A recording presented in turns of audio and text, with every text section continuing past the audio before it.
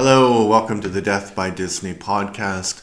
I'm your host, Adam, and on this podcast, I review literally every Disney movie that has ever been released by that company.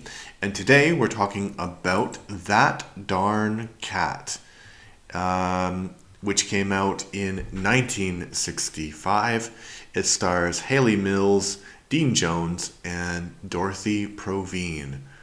I gave it a 4 out of 10. I'll tell you why in a moment. So I'll tell you what the film is about. I'll give you my review, give you a bit of trivia about the film, and then I'm going to interact with other people's opinions about the film.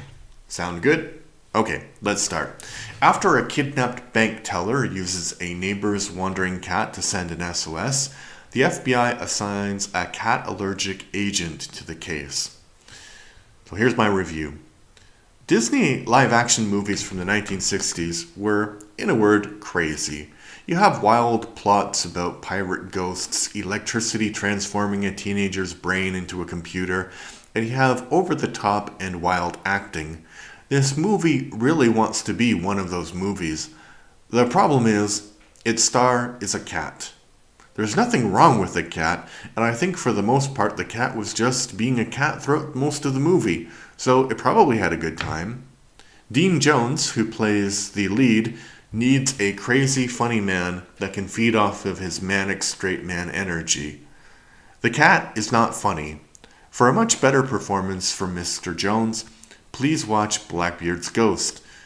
The movie does manage to evoke a certain era of American life. I was also wondering, while watching the movie, who this was directed to, because the main bad guys in the film say they're going to do these horrible things to someone that they have kidnapped, and there are a lot of jokes that are definitely aimed towards adults. So I think this is probably more of a film you could convince your kids to watch with you because it was from Disney. Also strange was the casting of Hayley Mills as an all-American girl, when clearly her accent is a little more from across the other side of the Atlantic.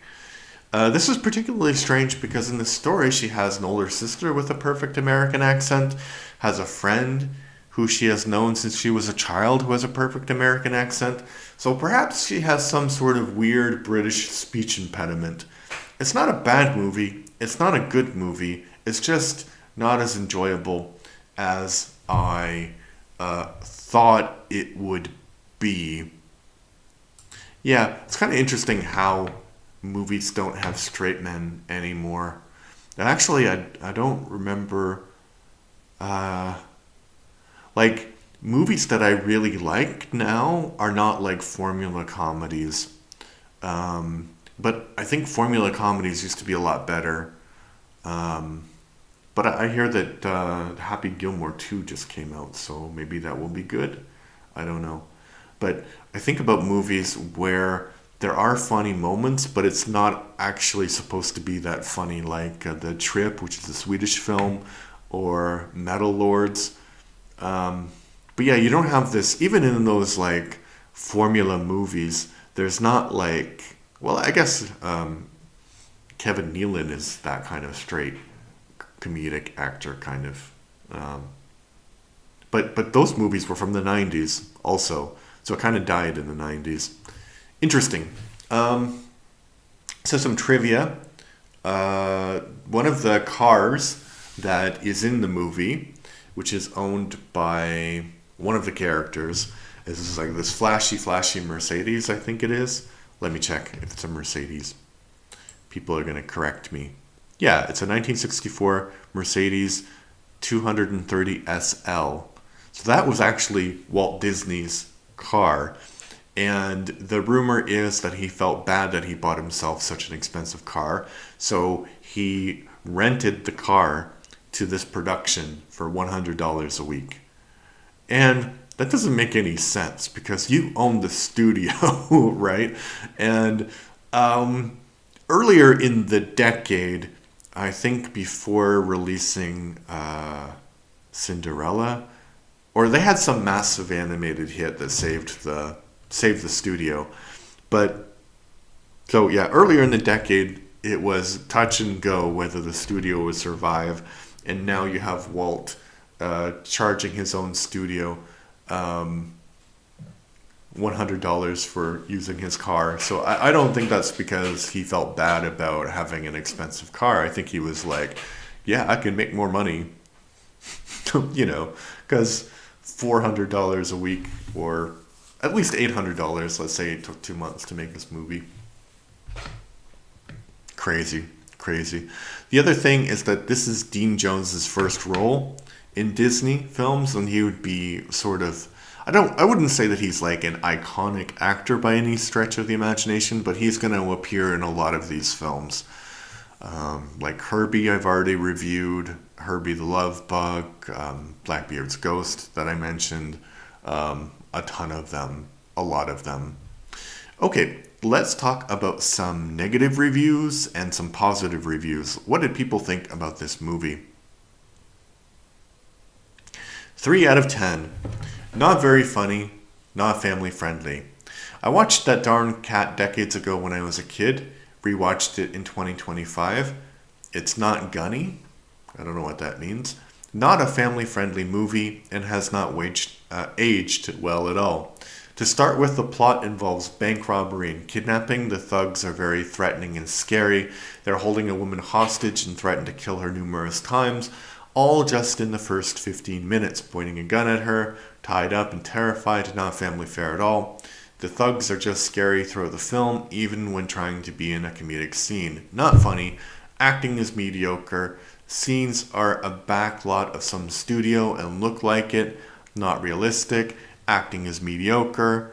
Roddy McDowall is okay. Hayley Mills chatters too fast. Music is okay. Animal tricks are supposed to be funny, but I wonder how well the animals were treated in filming this. Overall, a huge disappointment. And viewer 111 from February 2025. Yeah, so, I have to stretch. Yeah. I would agree with everything that person said. Because it does seem very weird, weird tone for the movie, because the bad guys do seem very threatening. Yeah, I have no feedback for that review. I agree with it. Okay, and this is the opposite. 10 out of 10. This may be Disney's best. That Darn Cat is terrific entertainment. It's a thriller disguised as a family movie.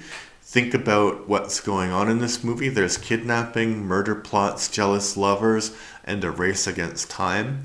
The villains are great because they play it straight. Neville Brand and Frank Gorshin both deliver excellent performances. They are bad guys. They're not the usual Disney bumbling villains. These guys are killers. The rest of the cast are also great. That Darn Cat is very funny and surprisingly suspenseful. It's so refreshing to see a family movie that doesn't talk down to the kids in the audience. Honorable mention, Ed Wynn, and that's from PM Telefilm from 2019. One of Disney's best?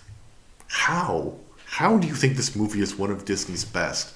Even if we remove animation from the picture, this is not the best live-action Disney film. There's so much better films, or just slightly more enjoyable films, like Blackbeard's Ghost that I keep mentioning, and I will review soon. So no worries about that. I don't think that anyone in 2025 has seen this movie. But if you have seen this movie, what did you think? Did you like it? Did you enjoy the weird tone? And I would agree that the actors that play the villains are doing a good job, because they're very villainous. I just think that was not the best direction that the film could have gone in. Yeah, okay, so please tune in next time where I will review another Disney film.